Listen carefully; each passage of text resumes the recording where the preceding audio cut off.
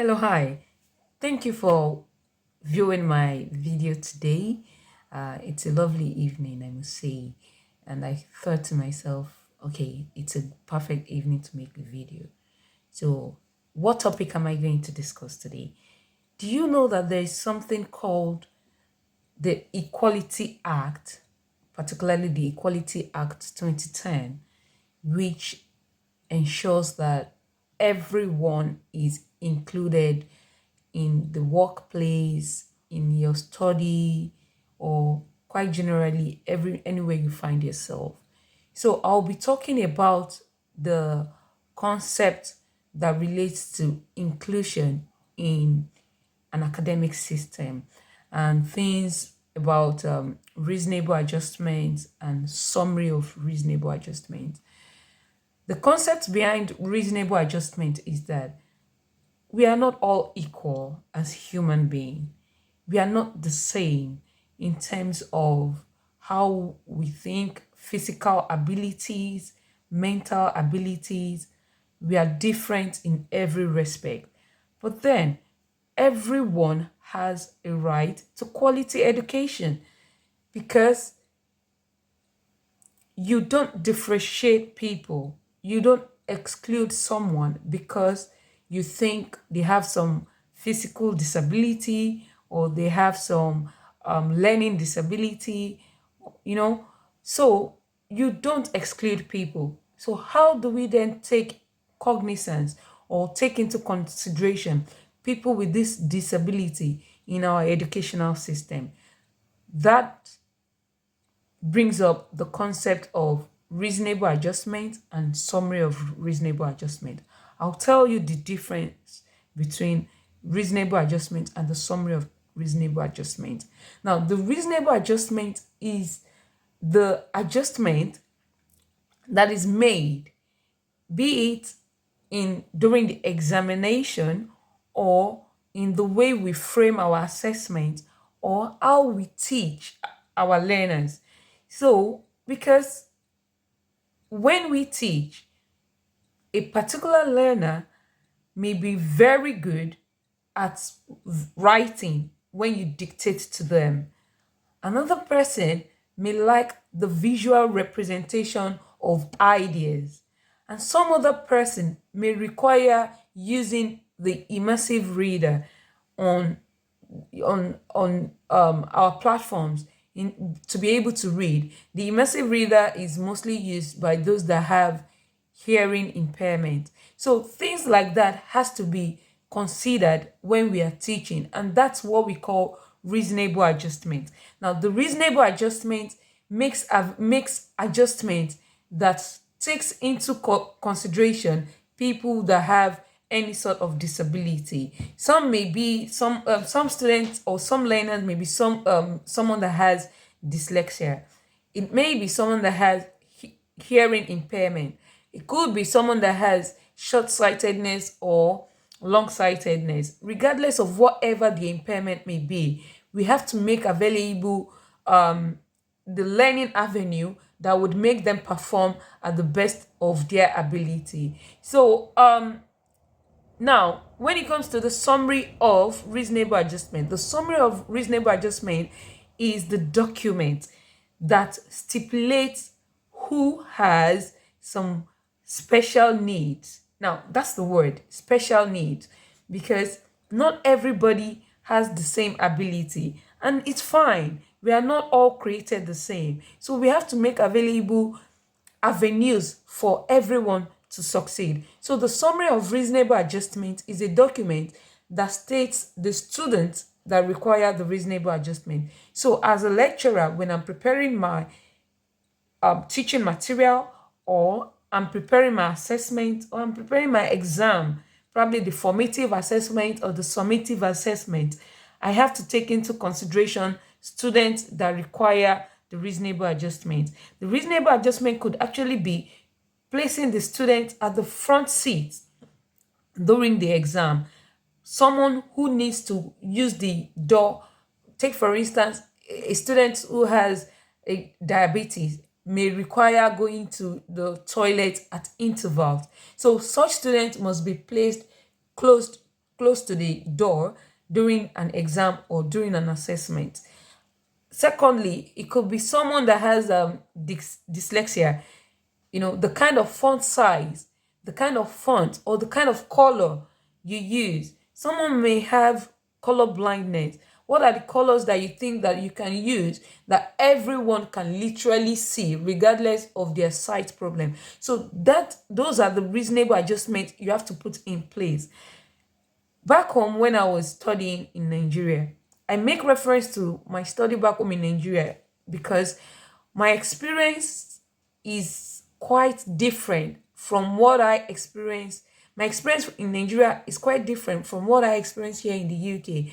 And I wished that I knew all of these things and I would not have fallen victim of the challenges or the some of the hardship that I went through while studying here in the UK. In Nigeria, what I realized is that some of our lecturers during the exam, they tend to give some students extra time to write their exam. That's actually really good. It's good for some students because you can't expect someone that probably has autism to be able to write or to perform exceedingly well. Some autistic students actually perform well, but then you have to consider some of their learning disabilities. Or take for instance someone that has a Down syndrome could need an extra time to write their exam. We can't exclude them from our educational system. We just have to make reasonable adjustments for students like this. So when I was back home, I realized that lecturers used to give some students extra time to write their exam, and which is fine. But then I didn't understand the concept behind it. And that was the only thing that we saw as reasonable adjustments, rather than in terms of the teaching, in terms of how you prepare your teaching material, in terms of the environment that you provide for your learners. So we have to put into consideration all of those things. If I am going to teach someone that probably has sensitivity to light, or someone that has sensitivity to flashy colors, then I should be able to use a color that everyone is able to adapt well with. So the reasonable adjustment is made available to enact the equality right within our teaching institutions. It's there to support students that have learning disability in whatever way, to integrate them into the system, and so that they can also learn as well as the seemingly abled students, so they can perform at the best of their ability without having to fail. So reasonable adjustment does not actually mean favoritism. Please, let's get this right. It doesn't mean that someone who has learning disability would be favored beyond someone that has no learning disability. The marking criteria will be the same, but then the adjustment would be made available to the students who need it. I've had an instance where I had a student who has diabetes, and when we were preparing for the exam, it was noted in the SoRA of that student that this student must be placed at the front row of the examination hall, not because of anything, but certainly because he needs to use the bathroom at interval. And when he needed to use the bathroom, we had to make chance for him to use the bathroom. And we had to actually give an extra time for him to make up for the time that he used in the bathroom. So in all of this, what I want to make known to students, particularly students that do not know that things like this are available to them, the statement of the reasonable adjustment is prepared at the start of the student study period, at the entrance period, at the time when you probably were making your application, because there is a part of your application that would ask you, do you have a disability? Do you need help? If when during your application period. Now, at that point, you definitely have to state whether you have a disability, be it learning disability, be it physical disability. You have to make it known. So the moment you make that known, subsequently, during your enrollment into the university, an SORA will be prepared for you, and this will be done by your university's disability and welfare team. So when they do that, it is transferred to the faculty or your department. One thing that I've noted, and good enough, I was able to call the attention of my colleague to it. When we have international students, I'm sorry I do make mention of international students because based on experience, I realized that international students do not know that these things are available. And some of these students are not diagnosed. Some of them don't even know that they have a learning disability. And that's why sometimes when we are in a class, or with a fellow student, you explain so much to them and they probably still do not understand. Blame them not. It's because they probably have a learning disability that is not diagnosed. So when this is made known to the disability unit, they prepare the SORA for you. You tell them what are the things that they need to do to help you to succeed in the school. You tell them your diagnosis, and from there they're able to prepare the SORA for you. And the SORA is made available to all your lecturers. Every lecturer that is going to teach you would have access to it, and from that will determine how they attend to you and how they make this adjustment for you during the lectures, during the assessment, or during the examination. So also, when I talked about the international students, I would give an example of Nigeria, because I'm sorry, that's where I come from, and that's where I have vast experience of. Now, in Nigeria, a small percentage of the students actually have a diagnosis of learning disability. And even at that, some of these students don't even get the chance for a reasonable adjustment because the lecturers don't even take cognizance of it. I'm not saying that all lecturers do not take cognizance of it, but if based on my experience, I don't think my lecturers took cognizance of it. So these students coming into Western universities without the knowledge of reasonable adjustment or SORA.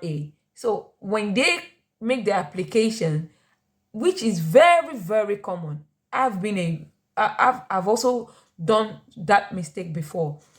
During the application, at that question where they ask you, do you have a disability? We tend to tick it by saying no. Now, the moment you say no, you have no disability, you would be treated like truly you have no disability and there is no allowance that will be made for you. No adjustments will be made for you.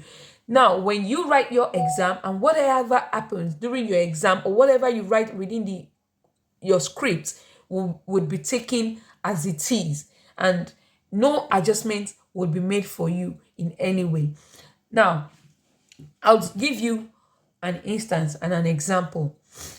I was marking some scripts some few months ago. I tried to make my exam as relatively easy as possible so that my students don't struggle in the exam hall. Sometimes I use an open book exam, and that to some extent makes it a bit easier for them to write the exam and succeed in it. This particular exam, I did use an open book method of assessment, and I would have expected that a vast majority of my students would definitely pass, which they did, but then there were some who had problems during the exam. Now, when I was reading through the script, as a lecturer, I read beyond what you've written within your script.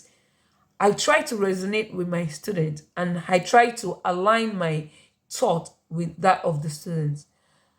There was this particular script that I came across. I said to myself, even with the fact that it was an open book exam, these students couldn't write much. The writing was a bit off, and this was a master's exam, a master's level exam, to be specific, a level 7 exam. And somewhat I was concerned. I had to look up the students. I realized he's an international student. Most of our master students are international students. And with the way he wrote, I could sense that something was somewhat wrong because his handwriting told a different story. So when I read through his scripts, he didn't do well. And at some point, I realized that there could be something, wrong with this student, not in a negative way, but then there could be something that affects the way he writes.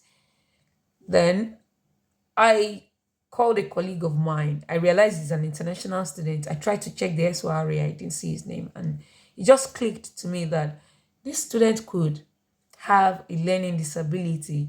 But then there was no SoRA in place for him.